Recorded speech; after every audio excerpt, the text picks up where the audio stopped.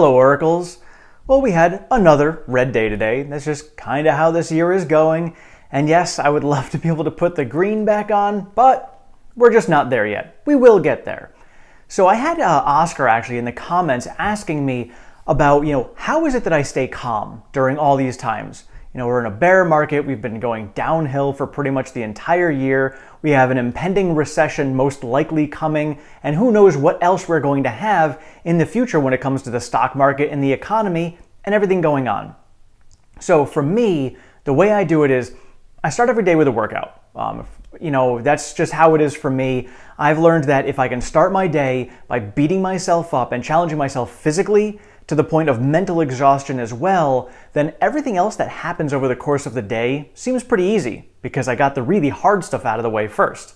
So I got that done. Not only that, but it gets my endorphins going. I just feel better about life and more confident, and I do it in the morning because those endorphins will last all day long. So that's how I start my day. Then I start to take a look at history. I was a history major in college, and while I really didn't pay attention to a lot of the names and the dates and the details about all of that stuff, because that's just not how my brain works, I did pay attention to the situations as to what was going on. Whether it was war, economics, whatever was happening at that time, I understood the situations. So what I do during these times is I look back at history and say, all right, we're going through a very difficult time right now. Let me look at these similar times in our past history and study those. And I'll study, all right, who thrived during those times, who just barely survived during those times, and who did not survive during those times. Then I take a look at those people and say, well, what did they do in order to thrive, survive, or die in those times? Okay, well, obviously I would love to be able to thrive during these times as well. So I take a look at the people who thrived during those times in the past, and I start to mimic some of the things that they had done. That to me is now setting up my plan, because my plan is I want to thrive during these times and come out successful just like those people did as well. Looking back at history, regardless of what happened during all of those times, humanity moved on and moved forward and actually grew afterwards. So what can I do for myself to be able to be on the growing side of what is going to happen? So the way I look at this is, taking a look at, the dot-com bubble, the Great Depression, 1984 during that recession, the housing recession. What did people do during those times? And the same exact answer happens every single time. People invested.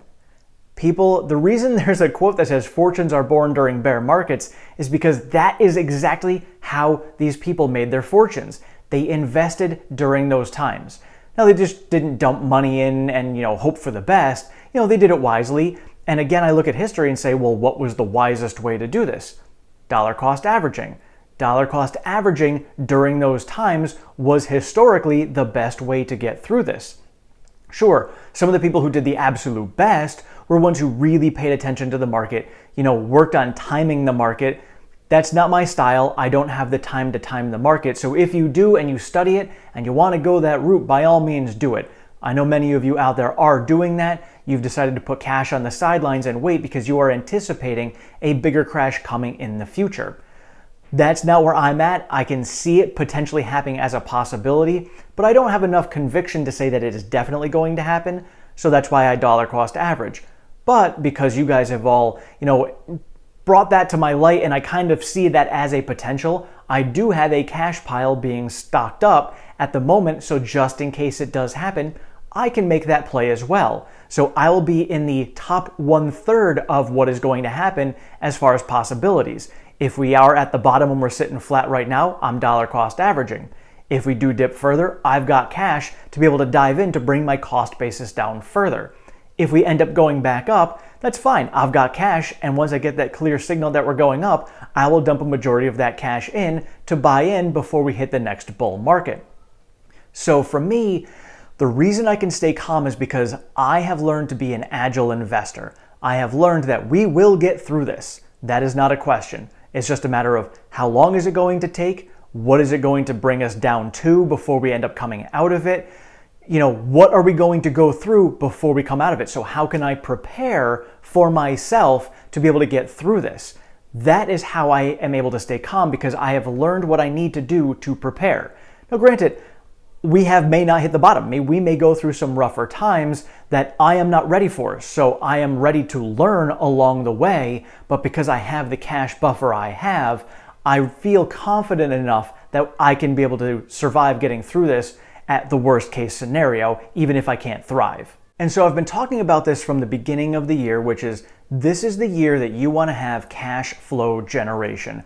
Find whatever sources you can to have cash flow coming in. Having a cash stockpile will work if you do not have cash flow generation coming in. But the reason I like the cash flow coming in is because, it gives me a lot more agility and ability to move one way or the other. So I'm like, if I can be like, well, maybe I did spend too much of my cash stockpile here, that's okay. I have more money coming in so I can build it up faster. Just like, looking at Tesla themselves, when you have no debt and that much cash flow coming in, you have a lot of leeway to swing one way or another because, hey, you know what? They had a lot of money getting burned in the factories that they're ramping right now. They did not anticipate Shanghai getting shut down for a month, but because they had that huge cash stockpile and the cash flow coming in, they're easily able to get through this a lot better than everyone else.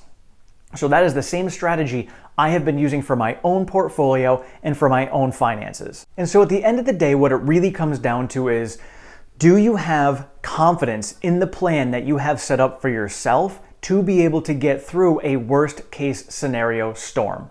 And that's what it is. I plan for the worst and hope for the best. And so if we do get something that is better than the worst, I will always be pleasantly surprised. I will always err on the side of conservative. I know some of you have looked at my price targets for Tesla and you think I may not err on the side of conservative, but then of course there's others of you who do think that I am conservative. So I'm kind of right in the middle when it comes to the price targets, but when it comes to my own finances, I always leave that buffer. So like when I'm figuring out my finances, I always round up when it comes to my bills and I always round down when it comes to my income, because that by itself will give me a little bit of buffer room. And then I always and I'll round up a lot. It's like I'm rounding up to the nearest dollar. I'll round up to the nearest $5 or $10 in both directions because that gives me that little padding and that little cushion at the end of the month. And so if I have that little extra cushion, I can either put it into cash, I can either invest it. I've got a lot of options, and that's really why I'm able to stay so calm, is because I just have a lot of options. I gave myself a plan to have options and agility to move in many different directions in the market one way or another, and then I have high conviction in Tesla and a lot of the stocks that I'm in to come out of this well on the other side. I truly believe that investing now is going to build me a massive portfolio in the future, because these are going to be the times we look back at and say, man, I wish I invested more.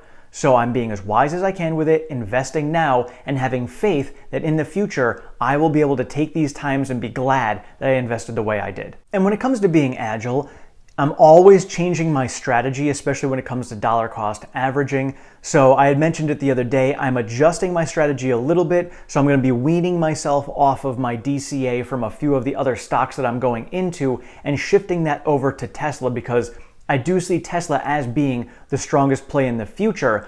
I do like to stay, a little more diverse. That's fine. Everybody's a little bit different, but still my goal right now is to get Tesla to 69%. And then eventually in the future, it's going to be even higher, depending on how Tesla swings with the stock and the price going up, because it usually goes up faster than everything else. But right now it's just following the entire macro environment. So that is it. And again, this is not financial advice. This is just my personal wisdom that I have learned over time to keep myself grounded and keep my emotions out of investing. Because when my emotions are involved in investing, they get even worse and it spirals out of control, because I could be super excited one day and then upset the next day and I don't know, and I really get into my own head. So long-term investing, I keep myself out. I have a strategy going forward. And again, just going back to my workouts, I do that workout in the morning, and the best way to lose weight or get yourself fit is to keep consistent with small steps every single day. That is the dollar cost averaging. A dollar cost average in little steps over a long period of time, and you are going to get the best results. And while the results may be weight loss, muscle building, or growing your portfolio, when you do it over a long stretch of time, you also gain a lot of wisdom. And the wisdom is the piece that you cannot put a price on. And the reason I say that is because many times when you're losing weight or you're in the stock market playing short swing trades, maybe you make a massive gamble on a stock, a momentum swing, you make a ton of money. Awesome. Well, what did you learn? You learned that if you guess right and you do a little due diligence on a stock, you can make a lot of money. But at the same time, you can also guess wrong and you can lose a lot of money at the same time. You really haven't gained a lot of wisdom. You just gained a little bit of luck. When it comes to health and fitness, yeah, you can lose 30 pounds very quickly, but you usually go on a crash diet. You didn't learn how to properly eat for the long term and best nutrition and health you can have. That's why you need to do small steps over a long period of time to gain the wisdom that you need to continue that going in the future. Because when you do that, you also learn that, the downside, the longer you do it, the downside risk becomes smaller and smaller because you've learned to do this over a long period of time. When you go up fast, you can come down fast. You see it in the stock market all the time. Momentum swings, that's really what this is. Your stock goes up crazy and then comes shooting right back down again.